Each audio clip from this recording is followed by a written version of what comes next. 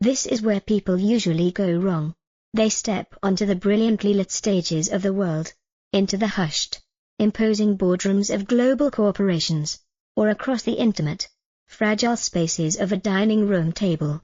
Armed with a meticulously crafted arsenal of unyielding logic, pristine facts, and irrefutable data, they unleash a magnificent torrent of profound thoughts, perfectly articulated according to the rigid, ancient rules of grammar, syntax, and intellectual rigor. They speak with the fiery conviction of those who believe that truth is a physical object that can simply be handed from one mind to another. And when they are inevitably met with blank, glassy stares, fierce, irrational opposition, or a chilling, deafening indifference, they instinctively blame the audience. They retreat into a comforting, arrogant delusion, convinced that the listeners are simply too ignorant, too deeply entrenched in their stubborn biases, or too easily distracted to possibly grasp the blinding brilliance of their offering. But in the invisible, highly volatile, and deeply emotional ether of human communication, a devastating, universally ignored truth reigns supreme. The utterance itself is entirely, fundamentally meaningless. The only reality that exists, the only truth that governs the chaotic actions of sprawling empires, the volatile swings of the global marketplace, and the secret, silent decisions of the human heart, is what the listener actually hears. The vast, treacherous chasm between the spoken word and the received message is a silent graveyard littered with brilliant ideas, shattered careers, and ruined ambitions. To successfully navigate this dangerous psychological landscape, one must completely, violently abandon the swelling ego of the speaker and cross over to intimately inhabit the deeply guarded, emotional, and often entirely irrational mind of the audience. The true architecture of persuasion is not built upon the solid foundation of what is factually said, but upon the unpredictable, shifting tectonic plates of human perception, memory, and desire. The profound journey into this linguistic mastery begins in the opulent, marble-lined halls of political power, where a catastrophic misunderstanding of human nature once threatened to tear a society apart. A government, acting with a cold, detached calculus of economic redistribution, sought to implement a heavy financial levy on the inherited wealth of its most affluent citizens.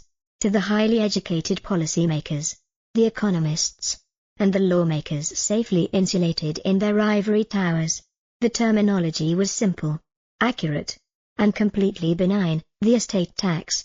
In their sterile, logical minds, an estate was a sprawling, aristocratic manifestation of excessive wealth, vast tracts of land, sprawling mansions, and overflowing bank accounts. Taxing such excess seemed not only economically sound but morally just. They launched their campaigns, proudly defending the estate tax with complex charts, long-winded academic speeches, and dense, impenetrable economic theories.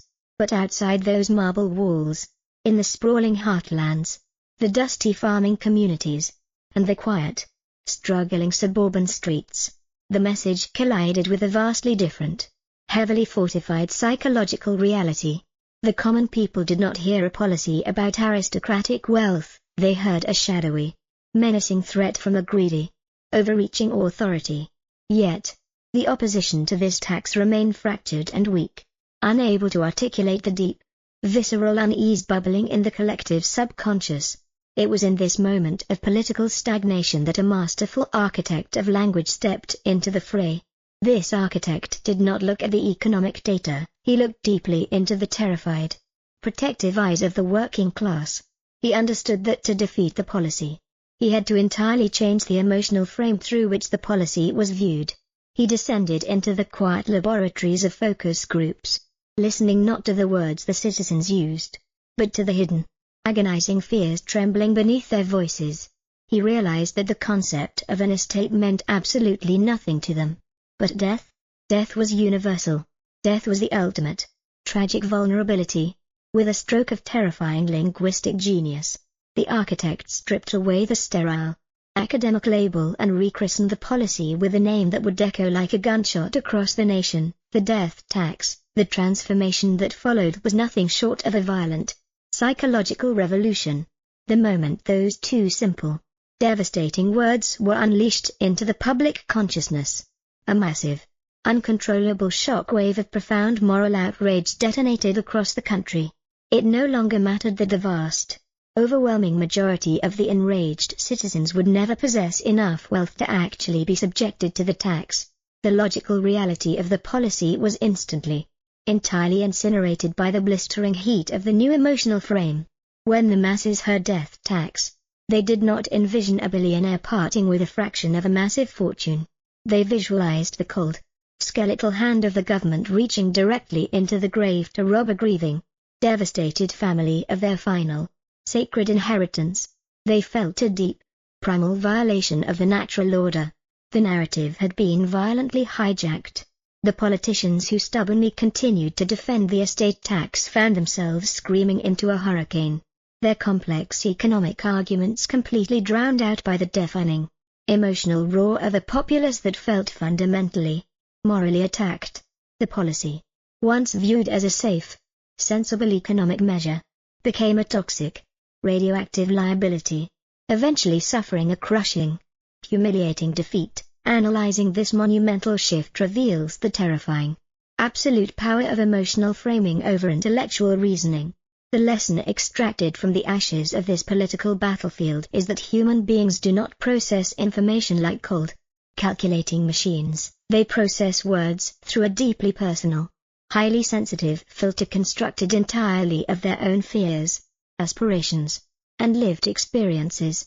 The master of language intimately understands that a word is never just a neutral container for a definition, it is a highly volatile emotional trigger. By perfectly swapping the word estate, a word completely devoid of emotional resonance for the average person, with the word death, a word that carries the heaviest, most agonizing psychological weight in the human experience, the architect completely rewired the neurological response of an entire nation. The failure of the original politicians was their arrogant, fatal assumption that their own highly specialized, academic vocabulary would seamlessly transfer its meaning into the minds of the public. They fail to realize that if a message does not instantly, powerfully align with the pre-existing emotional landscape of the listener, the message is not merely misunderstood, it is actively, aggressively rejected as a hostile threat. The ultimate truth is that the speaker's intention is entirely irrelevant. If the listener's brain interprets a word as an attack on their fundamental values, all the logical evidence in the universe will not save the speaker from absolute ruin. The narrative gracefully shifts from the chaotic, blood-stained arenas of political warfare to the glittering, neon-drenched deserts of the entertainment industry, where another massive, high-stakes battle for the human mind was quietly unfolding. In the sprawling, opulent casinos that rose like mirages from the barren earth, a highly lucrative industry found itself suddenly slamming into a massive, impenetrable wall of moral resistance. For decades, the industry had proudly and openly referred to its core offering by its traditional, accurate name, gambling. But as the culture shifted, the word began to carry a heavy, suffocating, and deeply toxic stigma. When the average, hard-working citizen heard the word gambling, their mind was instantly flooded with dark, terrifying, and highly destructive imagery. They envisioned desperate, broken individuals losing their life savings in dimly lit, smoke-filled rooms. They saw shattered families, crippling addiction, and the shadowy, menacing presence of organized crime. The word gambling evoked a deep sense of moral decay and financial ruin. Consequently, massive segments of the population violently rejected the industry, refusing to step foot inside the glittering palaces, and lawmakers began to sharpen their knives, preparing to heavily regulate and suffocate the businesses. The industry executives, panicking as their revenues threatened to plummet, tried desperately to argue that their establishments were safe, secure, and heavily regulated, but their logical defenses were useless against the deep, visceral disgust triggered by the word itself. Once again, the silent, invisible power of linguistic alchemy was called upon to rescue an empire on the brink of collapse. The masters of communication realized that they could not possibly change the dark, deeply ingrained cultural associations attached to the word gambling. The word was permanently stained. Therefore, the word had to be entirely, ruthlessly eradicated from the corporate vocabulary. The architects of language searched for a new vessel, a word that described the exact same physical activity but triggered a completely different, overwhelmingly positive neurological response. They found their salvation in a simple, innocent, and highly nostalgic term: gaming. The execution was swift, comprehensive, and absolutely brilliant. The neon signs were altered, the marketing campaigns were completely rewritten, and the internal corporate culture was forcefully retrained. The industry was no longer in the business of gambling, it was the premier destination for gaming. The psychological effect on the global consumer base was instantaneous and staggering. When people heard the word gaming, the dark, terrifying visions of addiction and ruin completely vanished, instantly replaced by light, joyful, and highly comforting imagery. Gaming evoked the innocent, carefree memories of childhood board games, the thrilling, harmless excitement of a sporting event, and the warm, connective joy of family recreation.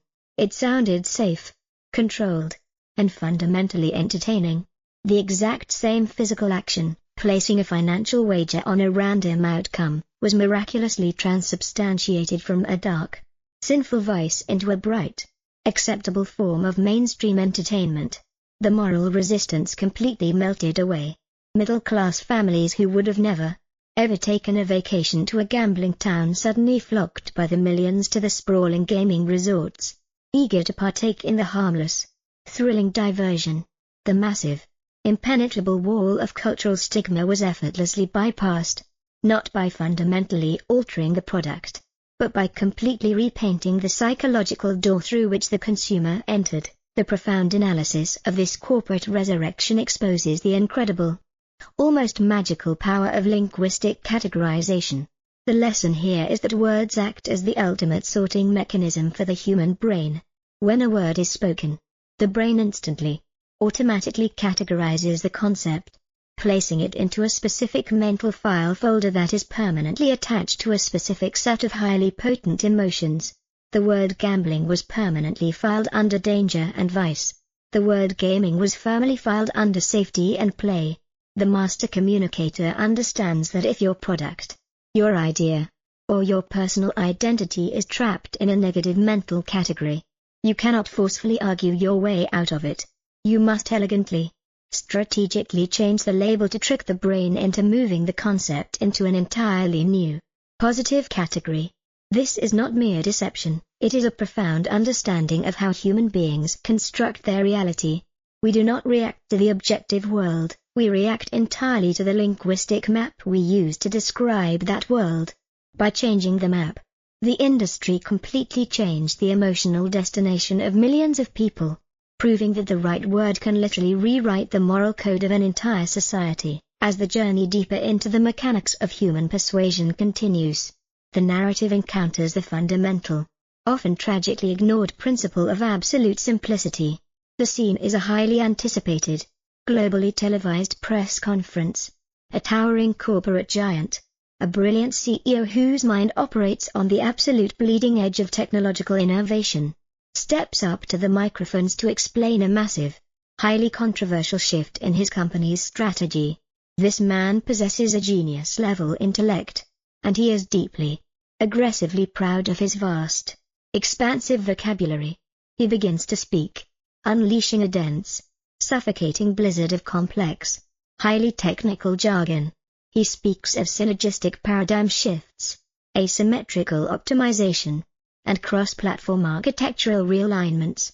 He believes that by using big, complicated, and highly academic words, he is projecting an aura of supreme, unassailable intelligence and commanding absolute, unquestioning authority.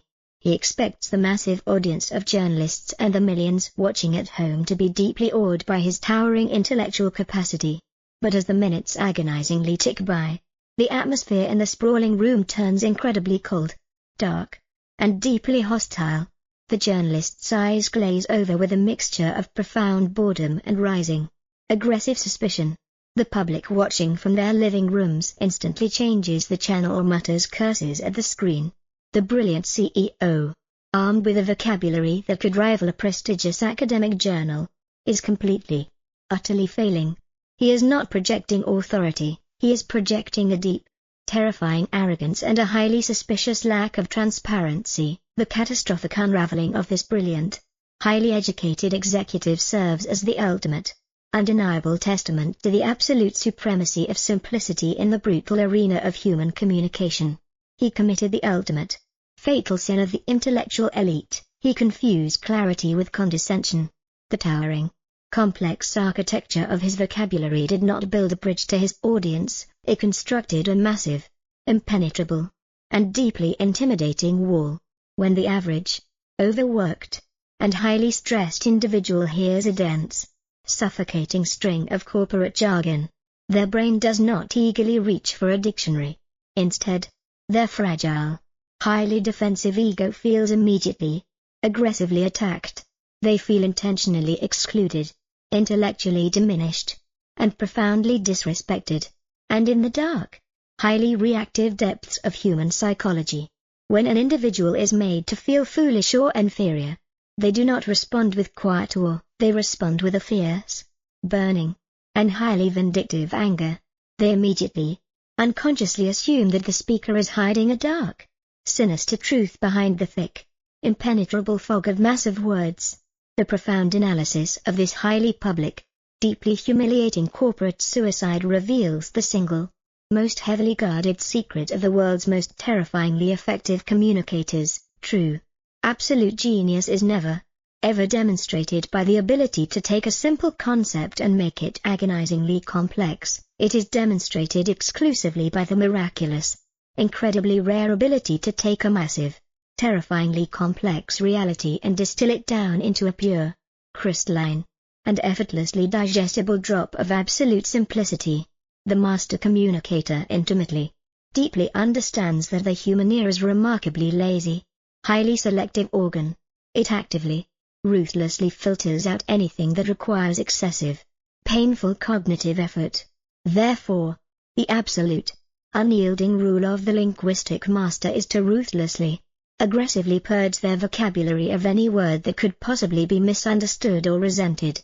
They speak not to demonstrate their own towering brilliance, but to perfectly, flawlessly illuminate the mind of the listener. They understand the golden, immutable law that it is absolutely, entirely irrelevant what you actually say. The only physical reality that exists in the entire universe of persuasion is what the audience ultimately, emotionally hears. This profound, unyielding dedication to simplicity seamlessly, inevitably merges into the terrifying, highly aggressive, and deeply vital principle of absolute brevity. The narrative plunges directly into the incredibly chaotic, deafening, and highly distracted modern world, a sprawling, chaotic landscape where human attention is a fragile, flickering candle trapped in a massive, roaring hurricane of endless, screaming information. The amateur communicator, desperate, highly anxious, and deeply insecure, believes that persuasion is a matter of overwhelming sheer volume. They mistakenly, tragically assume that if they can just keep talking, if they can just pile massive, towering mountains of evidence, lengthy, exhausting anecdotes, and endless, highly detailed explanations upon the crushing weight of their argument, the audience will eventually, inevitably surrender to the sheer, exhausting magnitude of their words. But the exact, terrifying opposite is the absolute truth. The human brain is a highly defensive, incredibly stingy fortress. It violently, aggressively repels long, suffocating sieges of endless words. The master of language, operating with the cold, detached precision of a highly trained sniper, understands that words are like a finite, incredibly precious currency, and every single, unnecessary syllable violently devalues the entire, overarching message. They construct their sentences to be incredibly short, highly explosive, and deeply penetrating. They strip away the weak, modifying adjectives, the passive, meandering verbs, and the useless, highly distracting filler.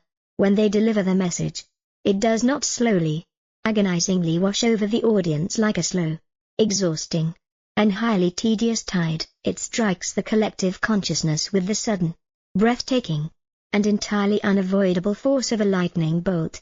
The profound lesson extracted from this ruthless, highly disciplined economy of language is that brevity projects absolute, unshakable, and highly intimidating confidence.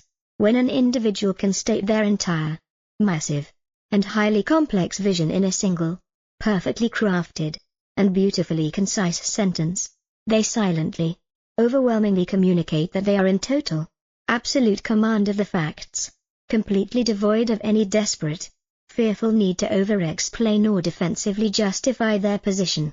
The audience is instantly, powerfully magnetized by this crisp, authoritative brevity, eagerly, hungrily consuming the small, perfectly portioned morsel of truth because it requires absolutely zero, painful cognitive digestion, as the master communicator hones their incredibly sharp, highly disciplined words.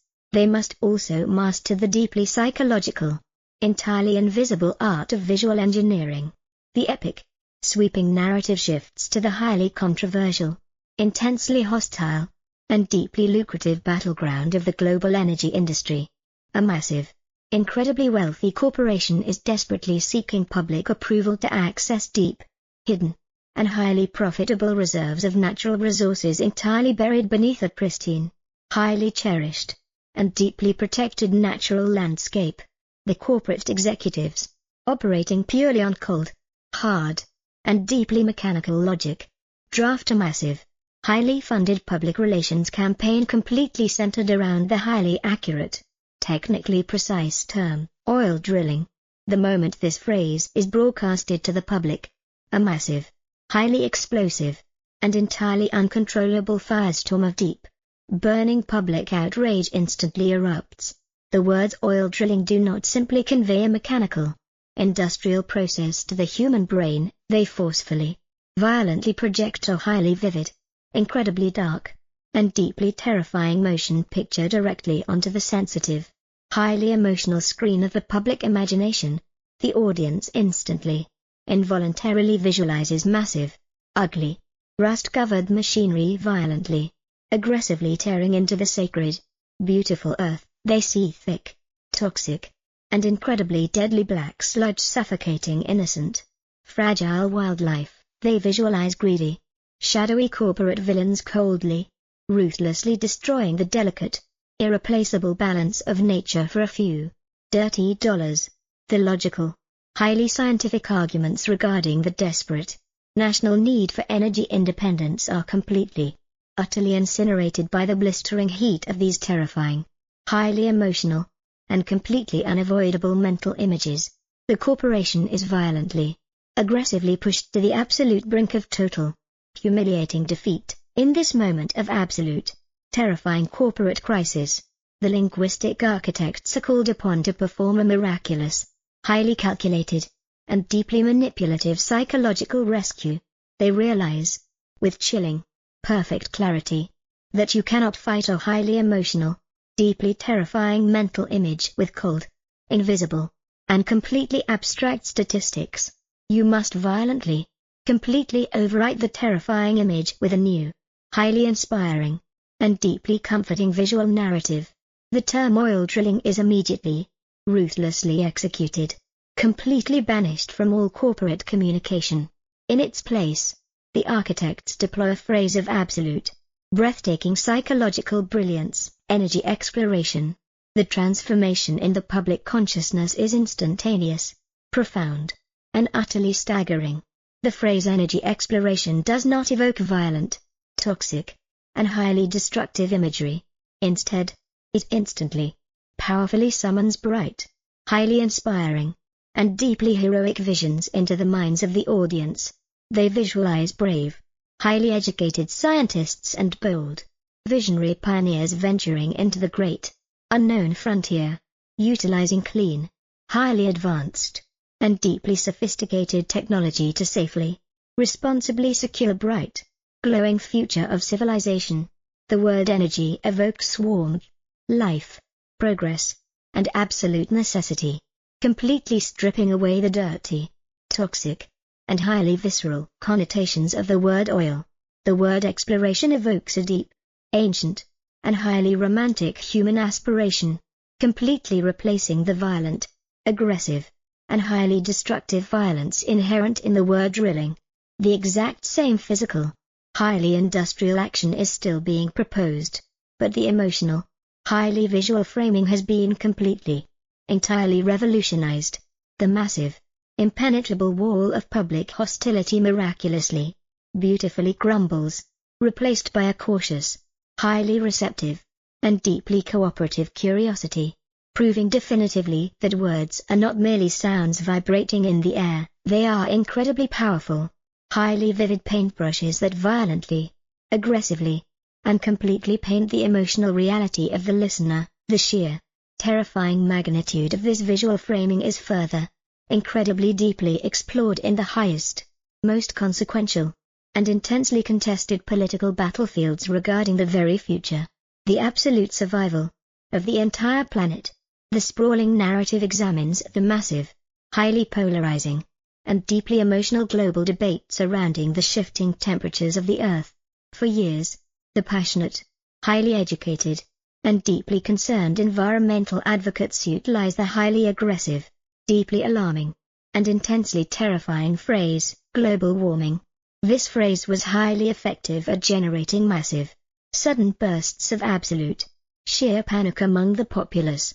It painted a highly vivid, apocalyptic, and deeply terrifying picture of a boiling, desolate, and utterly doomed planet, demanding immediate, massive, and highly economically disruptive action to avert total, unavoidable catastrophe. However, this high state of perpetual, burning panic is incredibly exhausting for the human nervous system to maintain.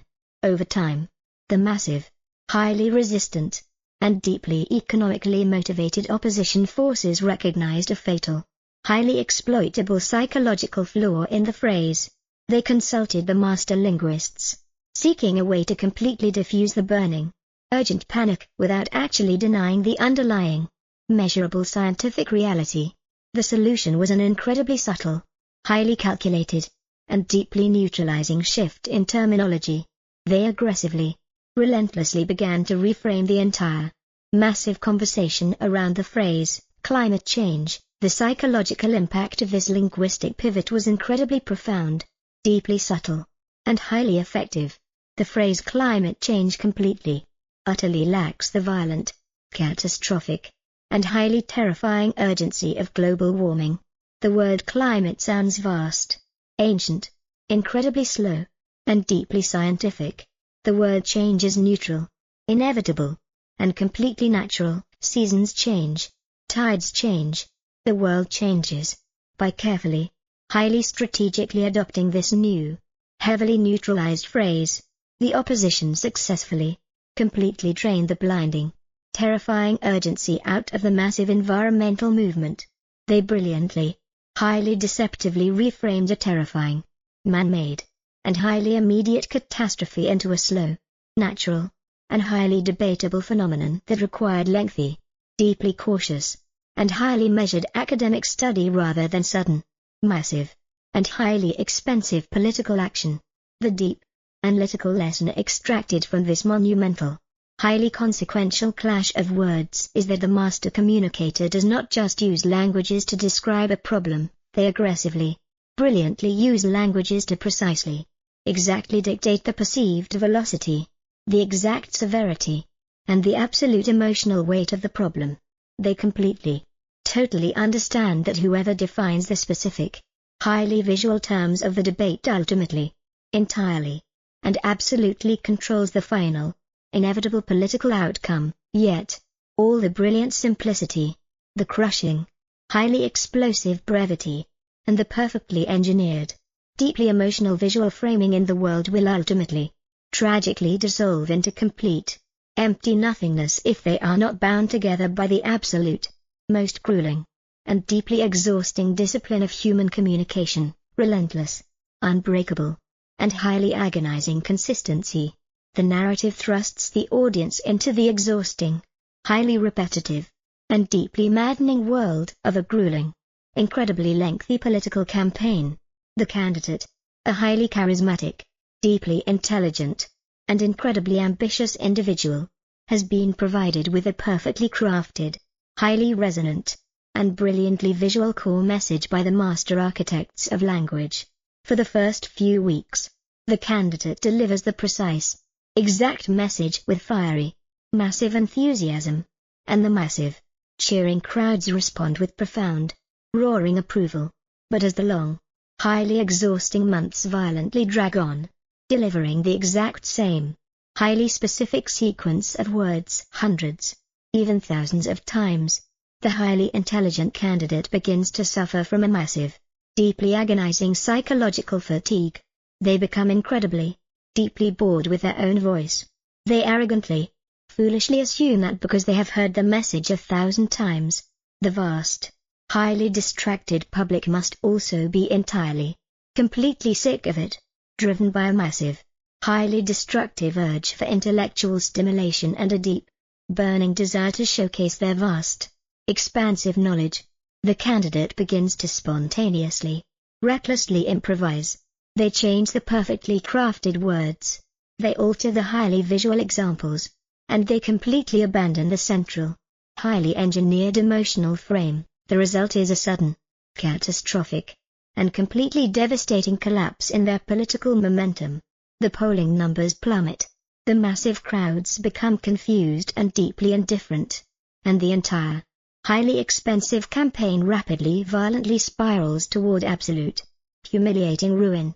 The desperate, highly panicked candidate turns to the master linguist, demanding to know why the brilliant, highly educated, and newly improvised speeches are completely, utterly failing.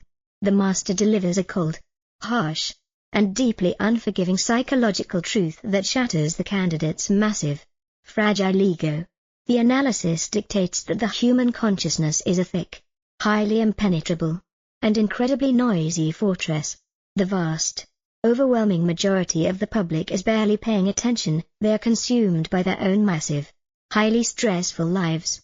A brilliant, perfectly crafted message does not instantly, miraculously penetrate this thick, heavy armor the first time it is spoken. It bounces off harmlessly. It must be repeated, violently, aggressively, and exactly, over, and over, and over again. The master explains that the exact, terrifying moment the speaker becomes completely, physically, and emotionally sick and profoundly tired of repeating the exact same message is the precise, miraculous, and highly delayed moment that the distracted, overwhelmed audience is finally, barely beginning to actually hear and permanently remember it. The ultimate, absolute lesson is that communication is not a single, beautiful, and highly fleeting event. It is a brutal, highly disciplined, and completely relentless war of attrition. The master communicator completely, selflessly subordinates their own massive, ego-driven desire for personal entertainment and intellectual variety to the cold, hard, and deeply mechanical necessity of absolute, unyielding repetition, proving definitively that consistency is the heavy, relentless hammer that ultimately, violently drives the linguistic nail deeply and permanently into the solid, heavy wood of the public mind. The transition from the agonizing crucible of relentless consistency leads the now hardened, deeply disciplined communicator directly into a new, infinitely more complex, and deeply spiritual psychological frontier. The politician, having finally, brutally mastered the exhausting art of unbroken repetition, successfully watches as the previously indifferent, highly distracted masses finally begin to accurately echo the perfectly crafted, highly simplified message back to them. The intellectual battle has been undeniably, absolutely won. The public memory has been successfully, permanently penetrated. Yet, a strange, terrifying, and deeply frustrating paralysis completely grips the sprawling populace. They remember the words perfectly. They understand the stark, simple visual framing completely. But they absolutely, stubbornly refuse to physically move, to passionately vote, or to fiercely advocate for the cause. The massive, cheering crowds are replaced by a cold, deeply analytical, and highly passive acceptance. The desperate, highly ambitious leader turns once again to the master linguistic architect, completely bewildered by this new, silent wall of total behavioral stagnation. The master, looking deeply into the frustrated eyes of the leader, unveils the next, profoundly beautiful, and incredibly powerful secret of absolute human persuasion, the desperate, eternal human hunger for profound aspiration. The analysis dictates that human beings are fundamentally, deeply aspirational creatures, perpetually, agonizingly trapped in the mundane, highly stressful reality of their daily survival, yet constantly, desperately looking upward toward the bright, glowing heavens of their own massive, unfulfilled potential. When a speaker delivers a message that is merely factual, highly logical, and relentlessly consistent, they are only communicating with the cold, mechanical processing centers of the brain. They are offering a highly efficient, perfectly constructed vehicle, but they have completely, utterly failed to provide any high-octane, deeply emotional fuel, to command not just the memory, but the fierce, burning, and completely unstoppable physical action of an entire population. The master communicator must completely, brilliantly transcend the gritty, depressing reality of what currently is, and boldly, beautifully speak to the soaring, magnificent, and highly idealized vision of what could magically, inevitably be. The epic, sweeping narrative thrusts the audience directly into a highly pivotal, deeply consequential moment in human history, where a massive, incredibly powerful social movement is desperately attempting to completely overthrow a deeply entrenched, highly oppressive, and massively funded systemic injustice. The highly educated, deeply passionate leaders of the movement approach the massive, exhausted, and highly fearful public with perfectly researched, highly detailed, and relentlessly consistent 10-point plans for incremental, highly logical legislative reform. They speak endlessly, consistently of complex policy adjustments, necessary regulatory frameworks, and vital, highly statistical economic redistributions. The public, utterly crushed by the heavy, suffocating weight of their own daily, agonizing struggles, listens with complete, utter exhaustion. The incredibly logical, perfectly consistent message sounds like nothing more than a massive, unbearable mountain of terrifying, highly complicated new work. The movement begins to rapidly, violently stall, suffocating under the massive, crushing weight of its own cold, uninspiring, and highly academic intellect. It is in this exact, terrifying moment of absolute, impending failure that a singular, profoundly gifted master of language steps onto the massive, sun-drenched steps of history. This individual completely, ruthlessly discards the massive, highly detailed binders of complex policy proposals. They stand before a massive, sprawling ocean of desperate, highly anxious humanity, and they do not speak a single, solitary word about policy, regulations, or complex economic theory. Instead, they unleash a soaring, incredibly beautiful, and profoundly poetic vision of a future so bright, so deeply equitable, and so profoundly magnificent that it completely, instantly shatters the heavy, suffocating chains of the audience's present despair. They use language that aggressively, beautifully reaches past the tired, cynical, and highly defensive intellect, speaking directly, profoundly to the deep, burning, and highly aspirational soul of every single listener. They paint a vivid, highly emotional, and deeply irresistible picture of a society completely bypassing the deep, terrifying, and highly divisive realities of the present conflict. The staggering, completely overwhelming result of this highly aspirational, deeply visionary communication is the instantaneous, massive, and completely unstoppable mobilization of an entire generation.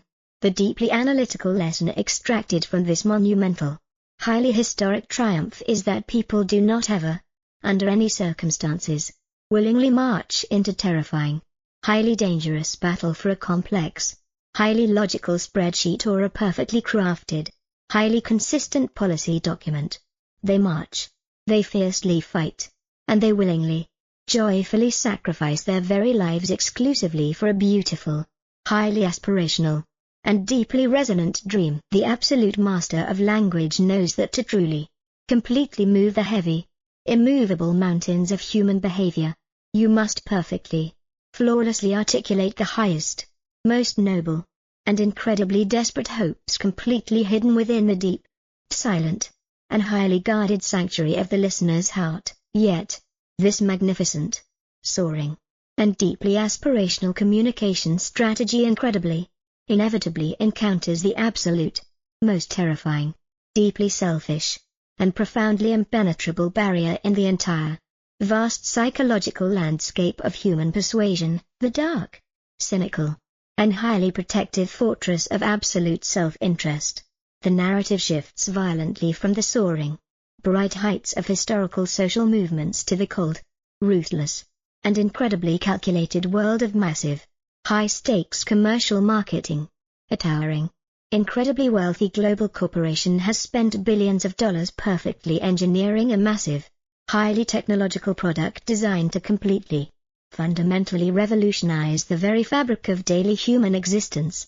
They deploy the absolute greatest, highly expensive linguistic architects to craft a message of stunning simplicity, crushing brevity, perfect, relentless consistency, and soaring, highly aspirational vision.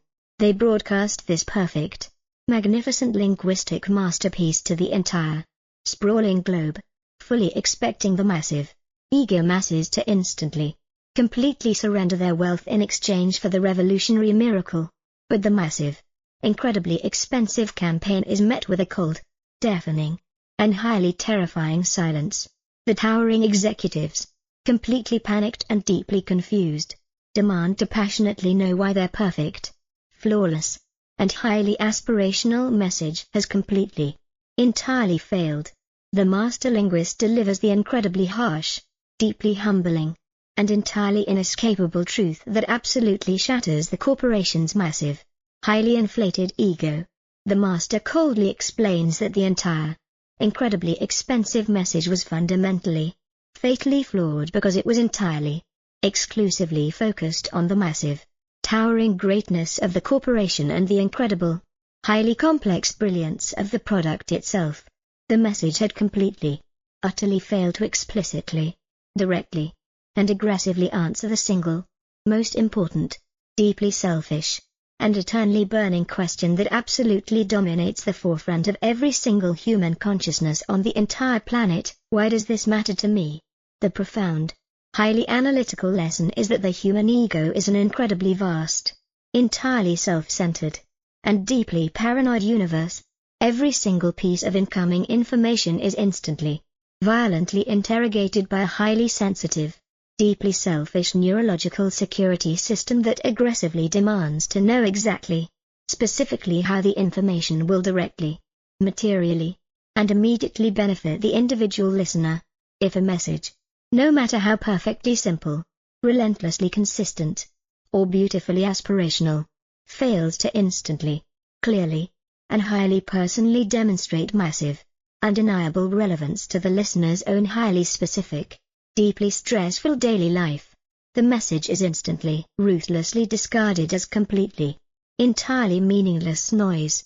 The master communicator intimately, profoundly understands that absolute, undeniable relevance is the only true, completely effective key that unlocks the massive, heavy vault of human attention. They meticulously, carefully construct every single, perfectly chosen word not to boast about the immense, towering features of the offering, but to deeply, emotionally, and highly aggressively illustrate exactly how the offering will miraculously, instantly, and completely solve the deep, agonizing, and highly specific pain points currently tormenting the exact, specific individual standing directly in front of them. As the sprawling, deeply psychological, and incredibly intense journey reaches its absolute, magnificent, and highly philosophical zenith, the ultimate, terrifying, and completely inescapable paradox of all human communication is finally, dramatically revealed in its raw, blinding, and absolute entirety.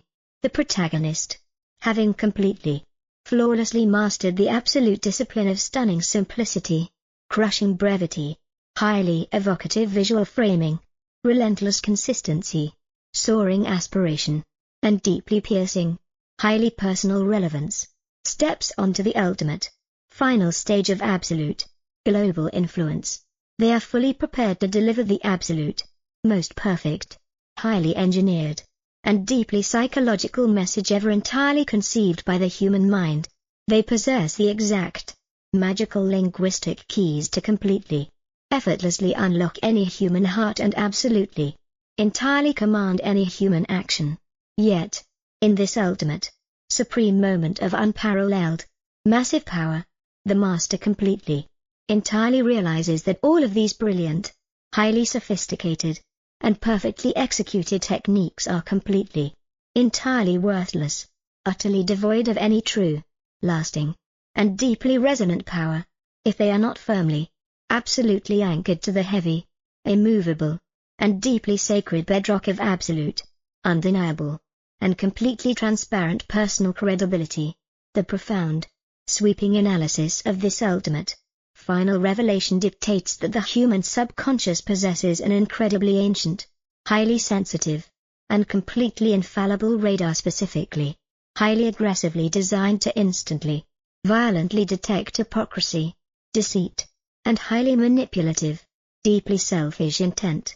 You can perfectly, flawlessly execute every single, highly guarded rule of the absolute greatest communicators in history, but if the massive, watchful audience fundamentally, deeply senses that your internal, hidden character is entirely misaligned with your beautiful, soaring words, the entire, massive, highly engineered linguistic cathedral will violently, completely, and permanently collapse into a massive, smoking ruin of absolute, humiliating distrust. The ultimate, absolute master deeply, profoundly understands that you do not merely speak a message, you physically, entirely, and completely embody the message. Your incredibly powerful, perfectly chosen words are only as strong, only as deeply resonant, and only as immensely persuasive as the absolute, transparent, and completely undeniable integrity of the human being who dares to utter them into the cold, unforgiving universe. The core message and profound, deeply transformative meaning that this monumental, incredibly influential book intends to definitively, absolutely convey to its vast, global audience of eager, highly ambitious readers is the complete, absolute, and total annihilation of the speaker's massive, demanding, and highly selfish ego. It teaches, with absolute, terrifying, and perfectly crystal clear clarity, that the entire, vast universe of successful human communication does not revolve, even slightly, around the immense, towering brilliance of your own personal intellect, the staggering, complex depth of your own vast vocabulary, or the deep, burning, and highly passionate intensity of your own personal convictions. The book violently, aggressively, and completely shatters the deeply ingrained, highly arrogant illusion that communication is an act of forcefully projecting your own internal reality onto the external world, replacing it with the profound, humbling, and absolute truth that true, massive persuasion is an act of deep, total, and completely selfless surrender to the highly volatile, deeply emotional, and completely subjective reality of the audience. It demands that the reader completely, entirely abandon the incredibly foolish, highly destructive obsession with carefully, perfectly crafting exactly what they desperately want to say, and instead dedicate their entire, absolute, and deeply empathetic existence to meticulously, perfectly engineering exactly, precisely what the incredibly fragile, highly defensive, and deeply self-interested human mind is actually, fundamentally capable of hearing. The ultimate, absolute, and undeniable truth of the entire human experience is that you are never, ever judged by the brilliant words that leave your lips, but exclusively, permanently by the emotional echoes that perfectly, silently remain in the listener's heart.